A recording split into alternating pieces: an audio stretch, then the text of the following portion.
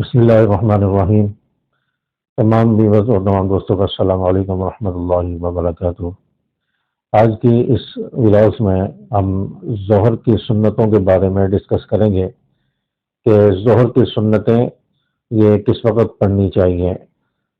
اگر ہم ظہر کی نماز کے لیے مسجد میں آئے تو پہلے سنتیں پڑھنا ضروری ہے یا فرض جماعت میں شامل ہونا ضروری ہے، یا اگر ہم مسجد میں آئے تو دیکھا کہ فرض نماز جو شروع ہو چکی ہے، جماعت کھڑی ہو چکی ہے، تو اب پہلے ہم ظہر کی 4 سنتیں پڑھیں گے فرض سے پہلے کی، یا فرض میں شامل ہوں گے۔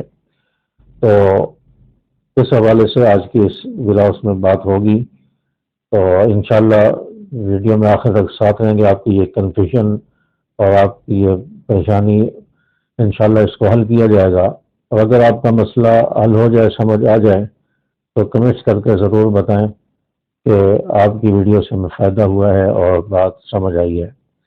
تو بات شروع کرتے ہیں کہ سنتیں، بعض سنتیں وہ ہیں کہ جو سنتیں مؤکدہ ہوتی ہیں، جیسے فجر کی جو فرض سے پہلے کی سنتیں، یہ سنتیں مؤکدہ ہیں۔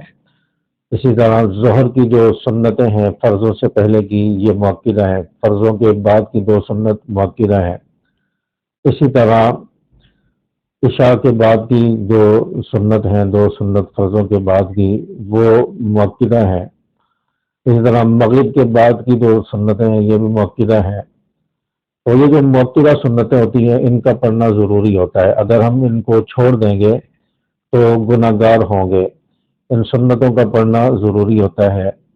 ہاں، اگر نماز قضا ہو گئی کسی وجہ سے یا سفر میں، تو قضا کی وجہ سے، نماز قضا ہونے کی وجہ سے جب ہم بعد میں اس کی قضا کریں گے تو اس صورت میں سنتیں اب ساقط ہو جائیں گی، اب صرف فرض کی قضا کریں گے۔ فرض کی قضا اب ہوگی، سنتوں کی قضا جو ہے وہ ساقط ہو جائے گی۔ اور جس نماز کا وقت ہے، اس نماز کے اندر اس وقت کے اندر اگر ہم نماز پڑھ لیں تو سنتیں مؤکدہ بھی پڑھنی ہوں گی، ان کا پڑھنا بھی ضروری ہوگا۔ اگر ہم ظہر کی سنتیں وہ نہیں پڑھ سکے اور مسجد میں جماعت شروع ہو گئی تھی یا 1 منٹ باقی ہے نماز شروع ہونے میں، تو آپ پہلے جو ہے فرض نماز میں شامل ہوں گے، فرض نماز پڑھیں گے، سنتیں چھوڑ دیں گے۔ لیکن اگر آپ سنتیں پڑھنے لگیں گے تو آپ کی نماز یا تو جماعت کے ساتھ نکل جائے گی، یا کچھ رکعتیں آپ کی چھوٹ جائیں گی۔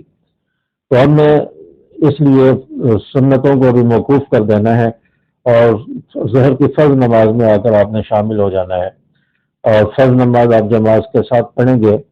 اور فرض نماز پڑھنے کے بعد جو فرضوں کے بعد کی 2 سنتیں مؤکدہ ہیں، ظہر کے فرض کے بعد کی جو 2 سنت ہیں، ان کو ہم پڑھیں گے۔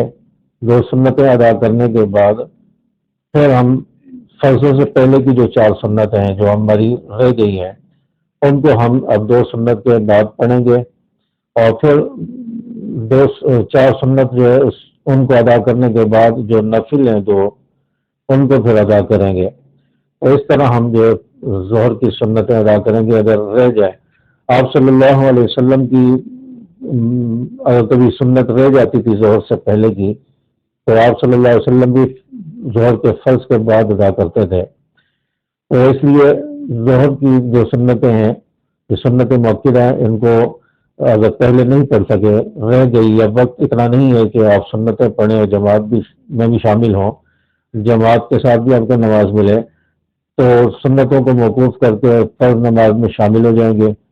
فرض کے بعد کی 2 سنتیں ادا کریں گے، اس کے بعد آپ 4 سنتیں ادا کریں گے جو رہ گئی، اس کے بعد نفل ادا کریں گے۔ اور اسی طرح فجر کی نماز کا بھی یہی مسئلہ تھا، اور اس کی ڈیٹیل میں ایک ویڈیو بنا چکا ہوں، تو آپ کو چینل پر مل جائے گی، اور اس کا میں لنک جو اوپر ویڈیو کے کونے پہ آئی بٹن میں بھی مل جائے گا، اور ڈسکرپشن میں، ویڈیو کے نیچے ڈسکرپشن میں اس کا لنک مل جائے گا۔ فجر کی سنتیں ان کے بارے میں، وہ کیسے ادا کرنی ہے اگر فرض میں شامل ہو گئے اور وقت نہیں ہے سنتیں ادا کرنے کا، تو کیسے ادا کرنی ہے، اس کی ڈیٹیل اس ویڈیو میں آپ کو مل جائے گی۔ تو اس طرح ہم سنتوں کو ادا کریں گے۔ اور باقی جو نمازیں ہیں، جیسے عصر کی نماز ہے اس سے پہلے کی 4 سنتیں ہیں، عشاء کی نماز ہے اس سے پہلے کی 4 سنتیں ہیں، یہ سنتیں غیر مؤکدہ ہیں۔ اگر وقت باقی ہے نماز میں 2-4 منٹ 5 منٹ ہیں تو آپ یہ سنتیں پڑھ لیں مسجد میں آ کے۔ اگر وقت باقی نہیں ہے، جماعت کا ٹائم ہو گیا ہے، وقت ہو گیا ہے، تو آپ جو ان سنتوں کو چھوڑ کر فرضوں میں شامل ہو جائیں تو یہ غیر مؤکدہ ہیں۔ اگر پڑھ لیں تو ثواب ہے، نہ پڑھیں تو گناہ نہیں ہوتا، لیکن ان کو پڑھنا چاہیے، غیر مؤکدہ سنتوں کو بھی کبھی کبھی پڑھنا چاہیے، اس کا بھی بہت زیادہ اجر و ثواب ہے۔ تو یہ غیر مؤکدہ سنتیں ان کی بعد میں پھر قضا نہیں ہوگی کہ ہم فرض کے بعد پڑھ لیں یا فرض کے بعد ان کی قضا کر رہے ہیں، ایسا نہیں ہوگا۔ تو یہ صرف سنت مؤکدہ کا ہے، تو سنت مؤکدہ جو ہیں ان کو ہم جو ہے فرض کے بعد پڑھیں گے اگر پہلے نہیں پڑھ سکے۔ تو امید ہے کہ آپ کو بات سمجھ آ گئی ہوگی، اور آپ کی یہ جو شک و شبہ تھا یا آپ کی پریشانی تھی اس کو کافی حد تک میں نے حل کر دیا ہے۔ انشاءاللہ آپ کی بات سمجھ آئی ہوگی۔ آخر میں ویڈیو کو لائک اور شیئر ضرور کر دیں تاکہ دوسرے دوستوں کا بھی فائدہ ہو جائے اور آپ کے لیے بھی ویڈیو سب کا جائزہ بن جائے۔ السلام علیکم ورحمۃ اللہ وبرکاتہ۔